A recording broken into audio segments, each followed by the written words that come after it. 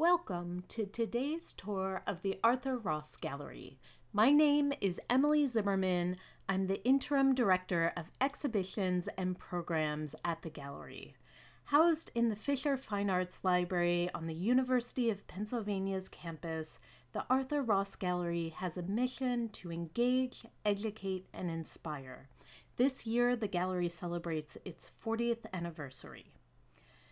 Songs for Ritual and Remembrance was an exhibition that took place at the Arthur Ross Gallery this past summer from June 16th to September 16th, 2023. The exhibition gathered the work of 4 artists, offering reparative histories through installation, works on paper, ceramics, and found objects.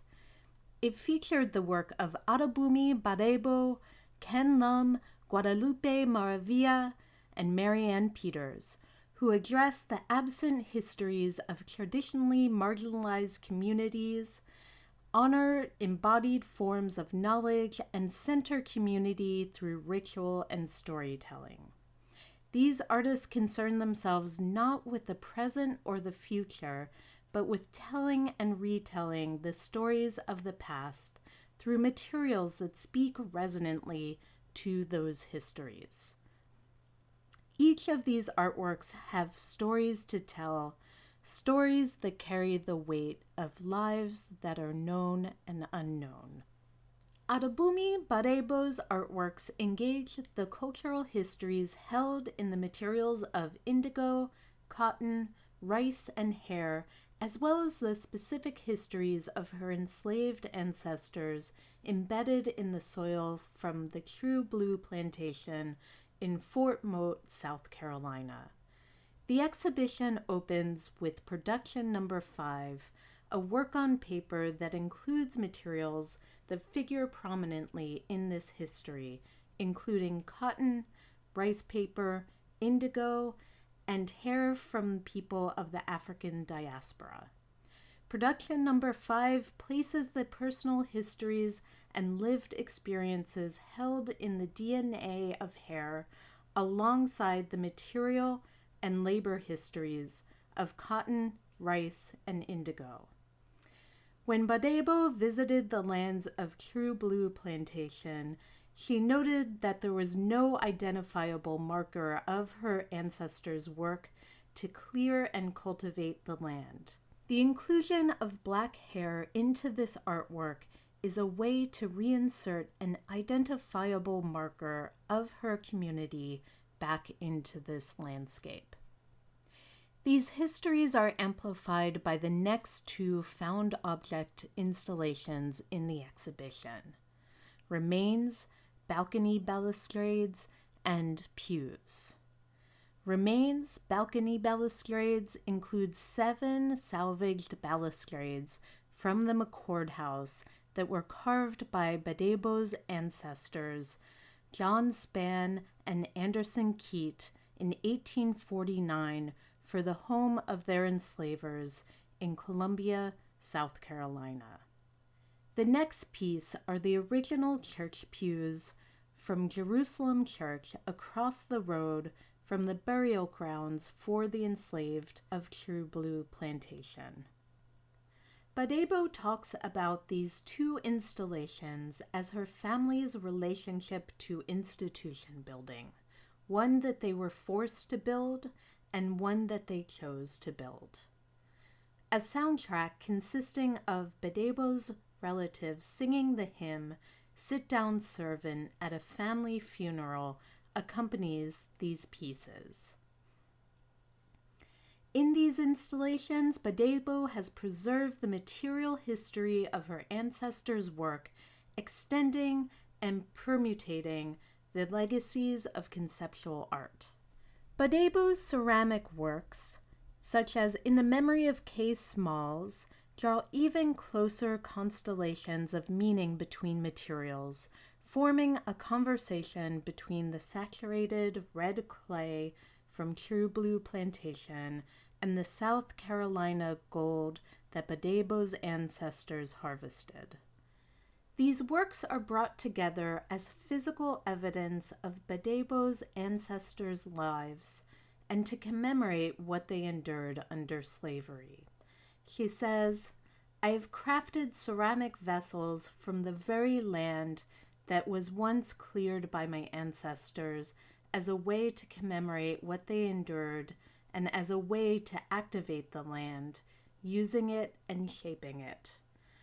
The making of the work has been a practice of healing and a practice of care for their memories and what remains of their physical bodies. It's in the soil." For Songs for Ritual and Remembrance, Marianne Peters has created a new work in her Impossible Monument series that honors the 19th century female silk workers on Mount Lebanon, Syria, who successfully negotiated with the French silk managers to increase their wages and better their working conditions during a silk blight in France in 1865. Responding to the history of the factory girls, as they were called, the installation brings together a wooden canopy reflecting the tradition of Ottoman architecture, glycerin that frequently appears in Peter's work as a metaphor for tension and sweat in the body, and the constituent components of the silk-making process, including silk pods, silk yarn, silk carrier rods, silk waste, silk fabric, and a spindle.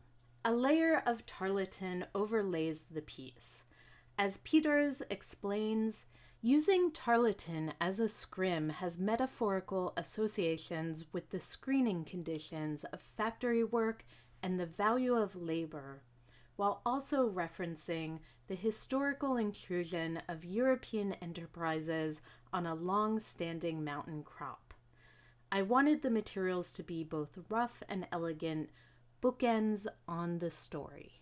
The names of the female silk workers from Mount Lebanon are incorporated into both the glycerin and the fabric portions of the installation.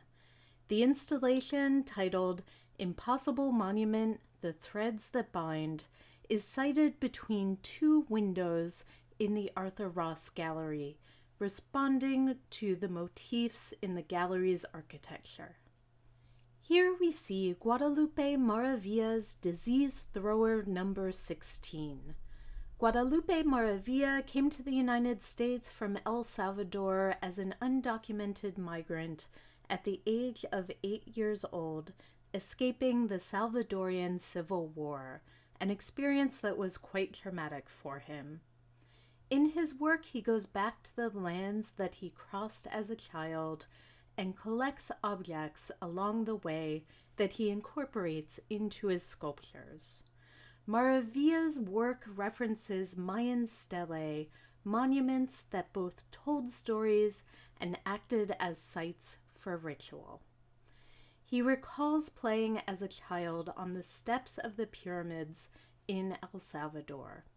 In 2012, he was diagnosed with cancer and began incorporating sound and healing elements into his work. Maravilla talks about his Disease Thrower series as shrines and healing instruments.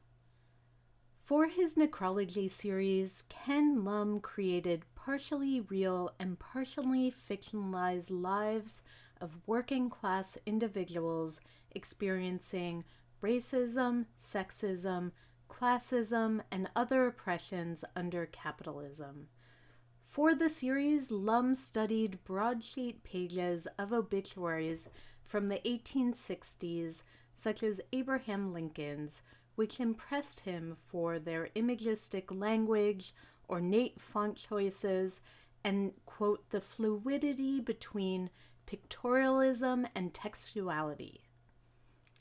In response, Lum created a series of monumental text pieces that tell the story of a life, interweaving collected fragments from historic obituaries as well as personal recollections. He says, "They read as real rather than as fact.